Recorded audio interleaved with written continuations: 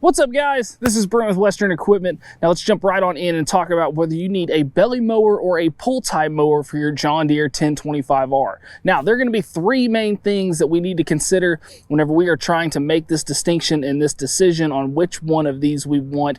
The first one is going to be the type of cut finish we're looking for. So what that grass is going to look like once we're done cutting it. Second is going to be ease of attachability onto this machine, so how easy it is to put both of those implements on this machine.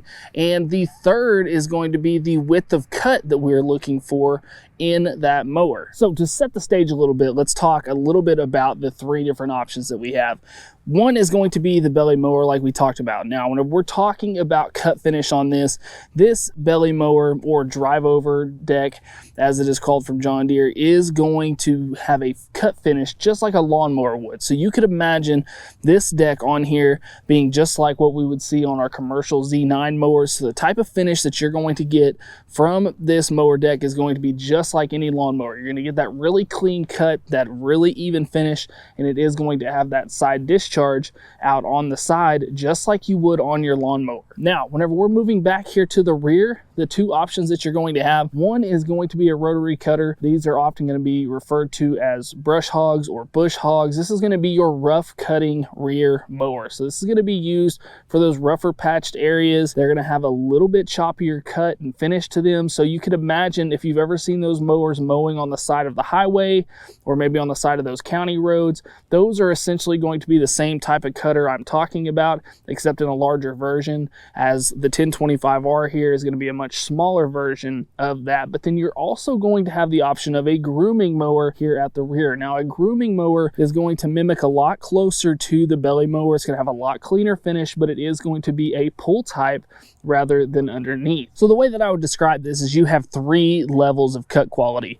With the belly mower, you are going to get the top-notch quality. Just like if you had a large front yard and you were wanting a machine to do a little bit more than just a lawnmower, then the belly mower would be the way to go for you. Now, if you had a little bit more acreage and you're looking for a pretty clean cut, but it doesn't have to quite be lawnmower quality, then the grooming mower at the rear may be the option for you. And then the last, which would be a rotary cutter, would be for that pasture land. So if you have a small acreage back behind the house, maybe that you have horses on or other types of animals, whatever those are, and you're wanting to cut that down, then maybe the rotary cutter or brush hog is going to be the way to go for you. Now, let's talk about ease of attachability and also throw in their ease of use. We're going to start here with the belly mower. Now, with these belly mowers or drive over decks, the nice thing about them is they are basically just a commercial grade lawnmower deck that is going to be modified to go on the underside of this tractor.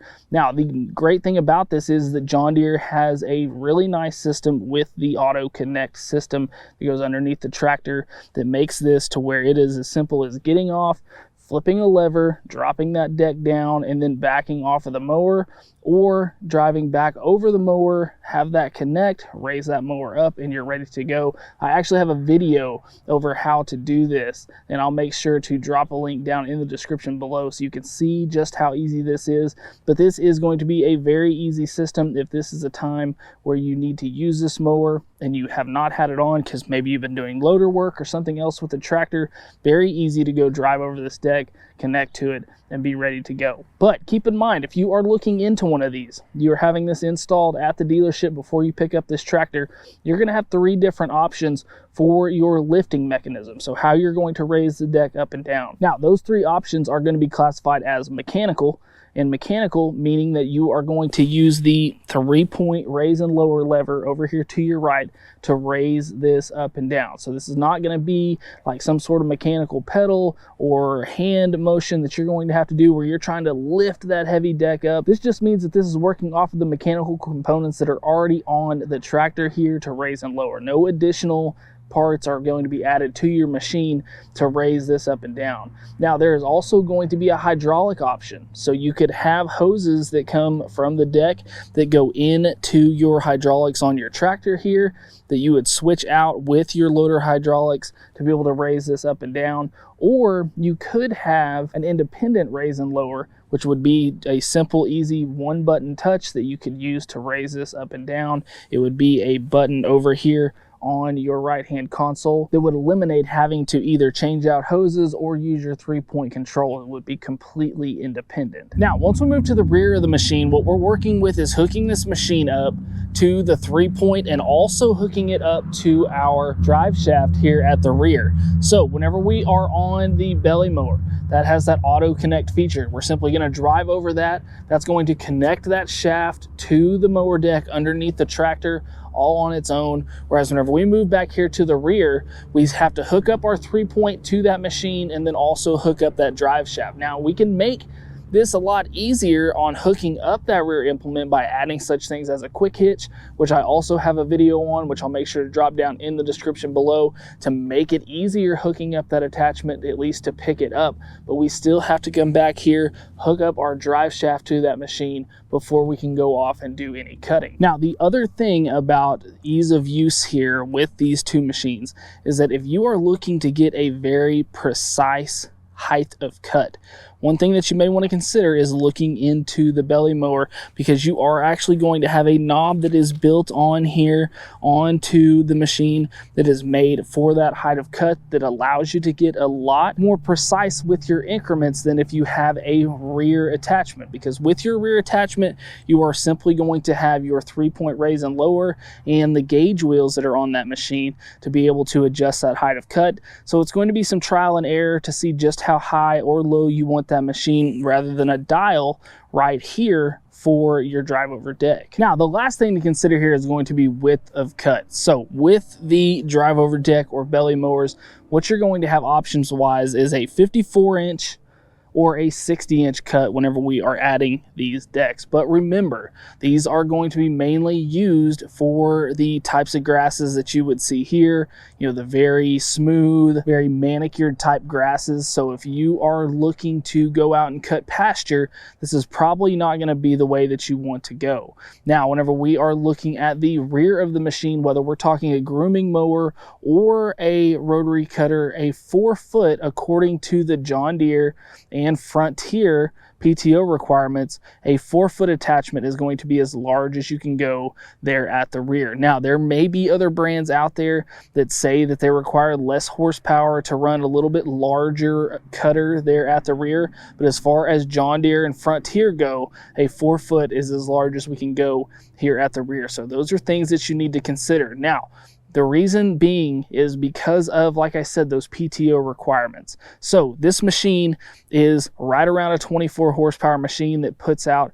just a little bit above 17 horsepower here at the rear, and both John Deere and Frontier 4-foot implements are going to be rated for that under 18 horsepower. Now, once we jump up to that 5-foot or 6-foot, you're going to have to be at 18 PTO horsepower or above to be able to pull those attachments. Now, there is going to be a little bit of difference here whenever we're talking about PTO, so we'll jump into that for just a minute. Whenever we're at the rear of this machine, what we have is a 540 PTO shaft, and then down below, we are also going to have a 540 PTO shaft, but this is going to run at 2100 RPMs. You're going to have a couple of markings here on the dash showing you where to run that tractor to make sure that you are getting the RPMs out of those two PTOs depending on which one you're running. Now, you can run both mid or rear depending on which attachments you want to run. You could have both of these implements or all three depending on your cutting conditions, but just know that those PTOs are going to spin at different speeds. So that drive over deck is going to require higher speeds at 2100 RPM to create that performance that you would expect from a drive over or mid mount deck. Now, here at the rear, you're still going to run off of that 540, but all of that is going to depend on your engine RPM. So to get to that maximum RPM for either the mid or the rear, we have a marking here on the dash that shows us where we need to have our engine RPMs to get those RPMs at those two PTO shafts. So guys, I hope this video helped you out. I hope that you liked this video. If you did, we just ask you to hit that like button and subscribe to the channel. Hopefully I was able to show you that the 1025R is just a little bit more versatile than you thought before. Now you know that you do have options for mowing rather than just going with the drive over deck. You have those rear options as well. Maybe this will help you in your buying decision, and I hope that it does. So guys, if you are wanting more of this content, wanting to see more things about this tractor, tractor, make sure to go check out all the other videos on our channel. And as always, guys, thanks for watching. We'll see you next time. Hey guys, make sure to check out this cool video and this one. Buy your parts right up here and subscribe right here.